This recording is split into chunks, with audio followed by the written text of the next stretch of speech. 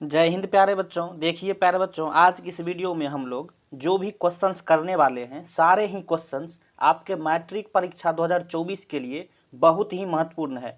तो इस वीडियो को पूरा देखना है और वीडियो अच्छा लगे तो एक लाइक ज़रूर कर दीजिएगा और इस साथ इस चैनल को भी सब्सक्राइब कर लीजिए ताकि इस तरह का महत्वपूर्ण वीडियो आप तक पहुँच सके। तो चलिए इस वीडियो को शुरू करते हैं। देखिए प्यारे बच्चों, सबसे पहले प्रश्न की ओर हम लोग चल रहे हैं। क्या कह रहा है ब्रेस्ट लिटोवस्क की संधि किन दो देशों के बीच हुई थी?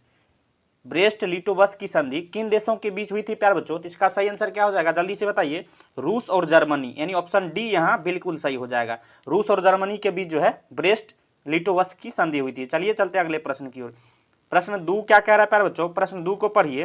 प्रश्न 2 को पढ़िए प्यारे बच्चों। क्या कह रहा है? मार्च 1946 में फ्रांस तथा वियतनाम के बीच होने वाला समझौता किस नाम से जाना जाता है? तो प्यारे बच्चों, इसका क्या सही आंसर हो जाएगा? ऑप्शन डी, इनमें से कोई नहीं। क्योंकि जो है इसमें जो है फ्रांस और जो वियतनाम के बीच समझौता हुआ था मार्च 1946 में, उस समझौता का क्या नाम था? हनोई समझौता, जो कि आपके ऑप्शन में नहीं दिया गया है। तो इसका जो है सही आंसर क्या हो जाएगा? Option D. क्लियर है? चलिए चलते हैं अगले प्रश्न की ओर। अपने विचार के लिए प्रेरणा का सबसे बड़ा स्रोत आपके अपने विचार हैं, इसलिए बड़ा सोचिए और खुद को जीतने के लिए प्रेरित करिए, खुद को बेहतर बनाने के लिए प्रेरित करिए। क्लियर है? तो चलिए प्यारे बच्चों, चलिए अगले प्रश्न की ओर हम लोग चल रहे हैं। प्रश्न 3 क्या कह रहा है? पूर्ण स्वराज की मांग का प्रस्ताव कांग्रेस के किस अधिवेशन में पारित हुआ? इसका सही आंसर क्या हो जाएगा प्यारे बच्चों? तो 1929 लाहौर अधिवेशन, यानी ऑप्शन ए जो है यहाँ बिल्कुल सही हो जाएगा। चलिए चलते अगले प्रश्न की ओर। देखिए प्यारे बच्चों, ये प्रश्न को पढ़िए। प्रश्न 4 क्या कह रहा है? बहुत ही छपने वाला प्रश्न है, महत्वपूर्ण प्रश्न है। कह रहा है वल्लभ भाई पटेल को सरदार की उपाधि किस किसान आंदोलन के दौरान दी गई? इसका सही आंसर क्या हो जाएगा प्यारे बच्चों? तो बारदोली जो है इसका सही आंसर हो जाएगा, यानी ऑप्शन ए जो है यहाँ बिल्कुल सही है। क्लियर है? चलिए चलते अगले प्रश्न की ओर। प्रश्न 5 को पढ़िए प्यारे बच्चों। क्या कह रहा है? कह रहा है भारत के लिए पहला फैक्ट्री एक्ट कब पारित हुआ? मतलब भारत के लिए जो है पहला फैक्ट्री एक्ट जो होता है कब पारित हुआ प्यारे बच्चों? इसका सही आंसर क्या हो जाएगा? तो इसका सही आंसर जो है ऑप्शन सी यहाँ जो दिया है 1881, यही जो है क्लियर सही हो जाएगा। क्लियर है? ऑप्शन सी यहाँ बिल्कुल सही है। चलिए चलते हैं। प्रश्न जो है 6 क्या कह रहा है? प्रश्न को पढ़िए। कह रहा है पूंजीपति वर्ग के द्वारा किस वर्ग का शोषण हुआ? अब बताना आपको पूंजीपति वर्ग के द्वारा जो है किस वर्ग का शोषण हुआ प्यारे बच्चों? इसका सही आंसर क्या हो जाएगा? तो सभी वर्ग का, सभी श्रमिक वर्ग, मध्यम वर्ग, कृषक वर्ग, सभी वर्ग का जो है पूंजीपति वर्ग के द्वारा जो है शोषण किया गया। क्लियर है? तो इसका ऑप्शन डी यहाँ बिल्कुल सही हो जाएगा। चलिए चलते अगले प्रश्न की ओर। देखिए प्यारे बच्चों, सभी प्रश्न जो है बहुत ही महत्वपूर्ण है, तो आपको सभी को देखते जाना है।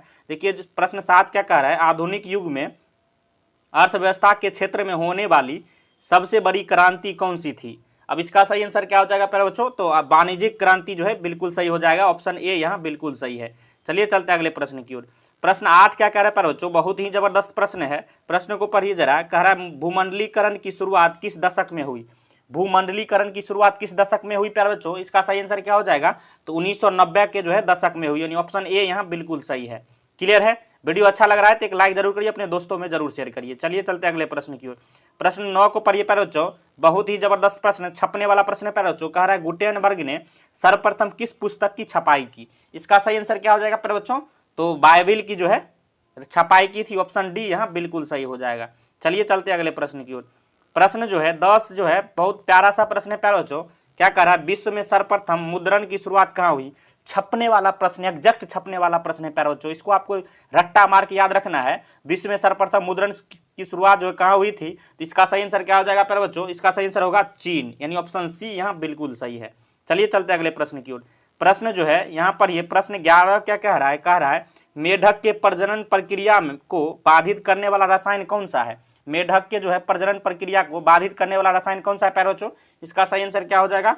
तो एंड्रीन जो है इसका यही रसायन है। ऑप्शन सी जो है बिल्कुल सही हो जाएगा। चलिए चलते अगले प्रश्न की ओर। प्रश्न जो है 12 को पढ़िए। क्या कह रहा है? कह रहा है बिहार में अति जल दोहन से भूमिगत जल में किस तत्व का संकेंद्रण बढ़ा है? इसका सही आंसर क्या हो जाएगा प्यारे बच्चों? तो आर्सेनिक का जो है संकेंद्रण बढ़ा है, यानी ऑप्शन सी यहाँ बिल्कुल सही हो जाएगा। चलिए चलते अगले प्रश्न की ओर। प्रश्न जो है 13 को पढ़िए प्यारे बच्चों। क्या कह रहा है? बहुत ही जबरदस्त प्रश्न है, प्रश्न को पढ़िए जरा। कह रहा है संविधान की धारा 21 का संबंध जो है किससे है प्यारे बच्चों? इसका सही आंसर क्या हो जाएगा? वन्य जीवों तथा प्राकृतिक संसाधनों के संरक्षण से।